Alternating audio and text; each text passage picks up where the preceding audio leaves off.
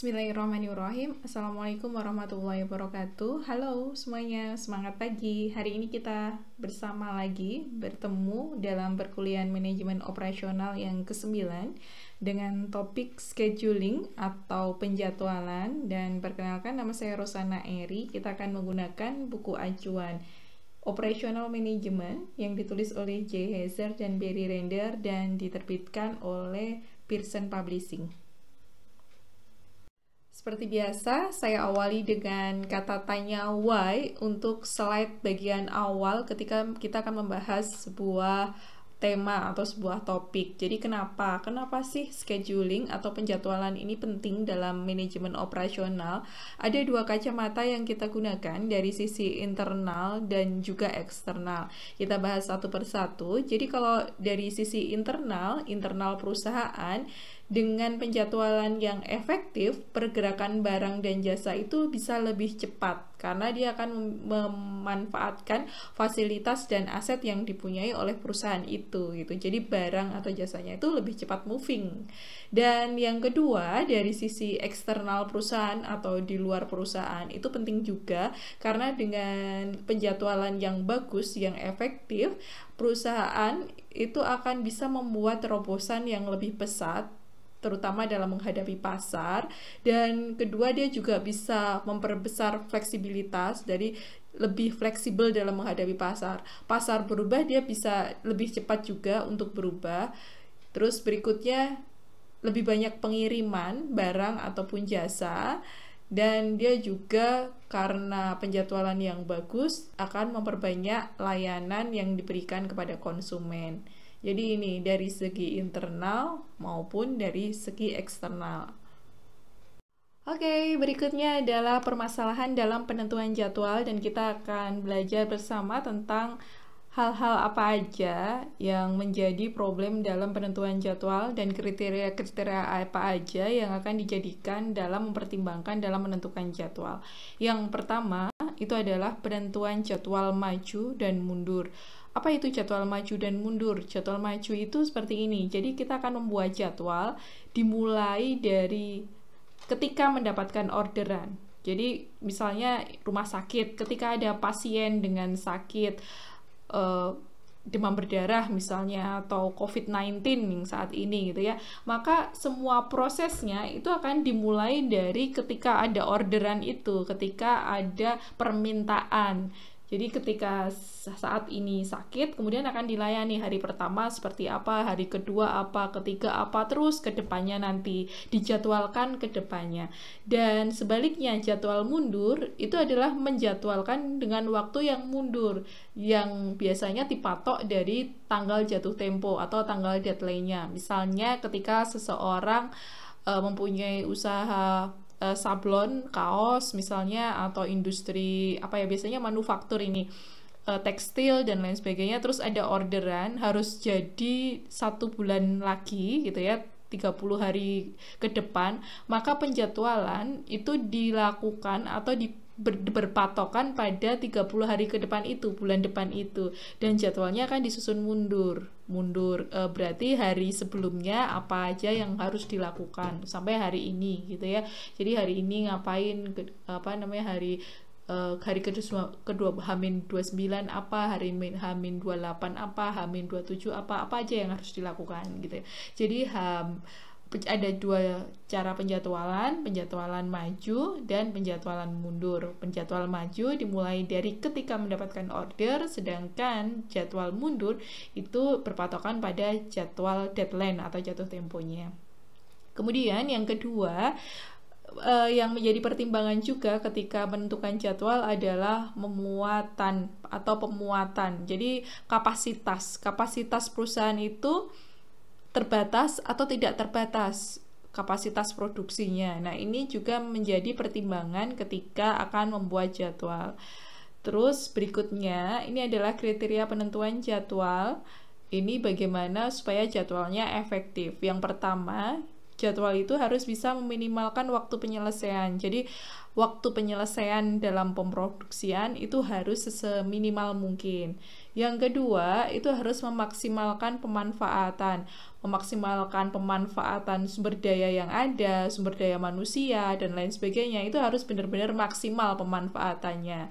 Yang ketiga, itu meminimalkan persediaan dalam proses. Jadi, persediaan yang ada itu diminimalkan supaya tidak terpakai banyak atau nggak boros gitu ya. Dan yang keempat, itu meminimalkan waktu tunggu konsumen. Jadi waktu tunggu konsumennya juga nggak lama-lama gitu. Oke, berikutnya kita akan belajar bersama mengenai pemuatan pekerjaan-pekerjaan atau loading dalam pekerjaan. Ada 3 hal yang akan kita bahas di sini. Yang pertama adalah kendali input-output, yang kedua adalah diagram Gantt, dan yang ketiga adalah metode penugasan.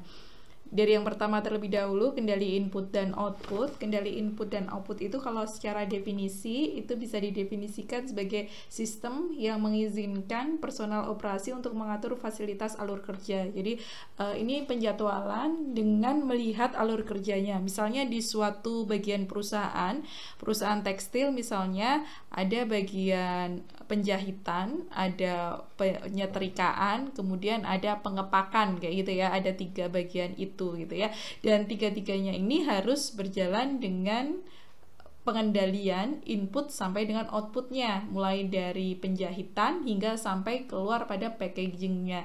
Kalau nggak dikendalikan, ini bisa berbahaya sekali dalam perusahaan karena akan ada menjadikan penumpukan di salah satu. Misalnya dalam penjahitan itu cepat sekali gitu ya, sementara dalam penyetrikaan itu lama sekali. Akibatnya apa? Barang yang ada di penjahitan itu akan cepat sekali move atau berpindah ke bagian penyetrikaan, sementara di penyetrikaan karena penyetrikaannya prosesnya lama maka kan terjadi penumpukan. Terus kemudian akibatnya penumpukan maka tidak efektif juga ketika proses pengepakan, dan 3-tiganya ini harus dikendalikan. Nah, pengendalian yang melihat berdasarkan alur pekerjaan seperti ini namanya adalah pengendalian input dan output. Kemudian yang kedua itu kita akan belajar mengenai diagram Gantt. Diagram Gantt ini kalau secara definisi itu bisa didefinisikan sebagai diagram perencanaan yang digunakan untuk menjadwalkan sumber daya dan alokasi waktu. Jadi sumber daya apa aja dan alokasi waktunya apa, seberapa. Misalnya sumber daya yang dilihat adalah sumber daya manusia, seberapa banyak sumber daya manusianya, kemudian alokasi waktunya seperti apa. Atau sumber daya yang dilihat adalah bahan baku misalnya toko kue gitu ya, tepung terigu seberapa untuk alokasi waktu yang seberapa. Nah, ini dengan melihat hal itu. Ini ada contohnya di slide gitu ya, itu diagram Gantt itu seperti itu, nggak terlalu jelas tapi sebenarnya banyak aplikasi atau software yang bisa kita gunakan ketika kita mempunyai perusahaan untuk membuat diagram Gantt ini. Dan yang ketiga itu adalah metode penugasan. Metode penugasan ini kalau secara definisi itu diartikan sebagai kelas khusus dari model pemrograman linear yang meliputi penetapan tugas atau pekerjaan kepada sumber daya. Kalau kalian semua gitu ya udah belajar tentang matematika dasar, terus matematika lanjutan gitu ya, belajar tentang program linear, salah satu contoh aplikasinya dalam kehidupan atau dalam manajemen bisnis itu adalah membuat metode penugasan ini.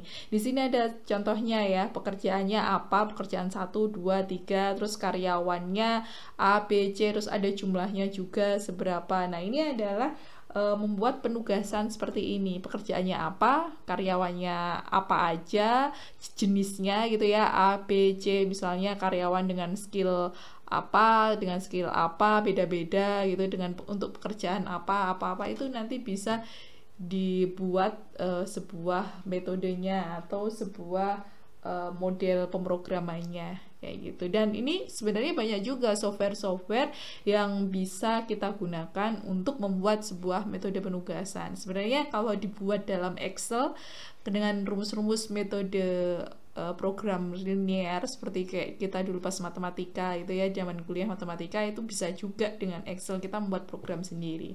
Tapi beberapa software-software yang beredar di perusahaan itu juga sudah banyak yang bisa langsung siap pakai, insya Allah gitu.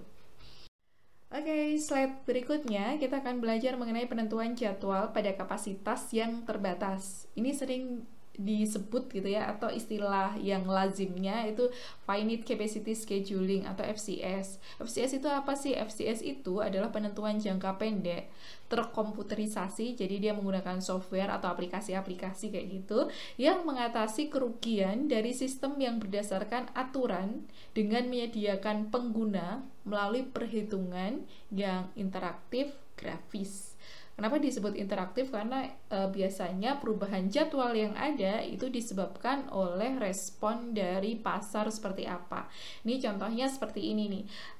Ini Herboris, ini adalah perusahaan, mungkin kalau yang perempuan banyak yang tahu, jadi ini adalah sebuah perusahaan yang memproduksi banyak produk-produk seperti lulur, body lotion, sabun, hand sanitizer dengan aroma yang wangi gitu ya.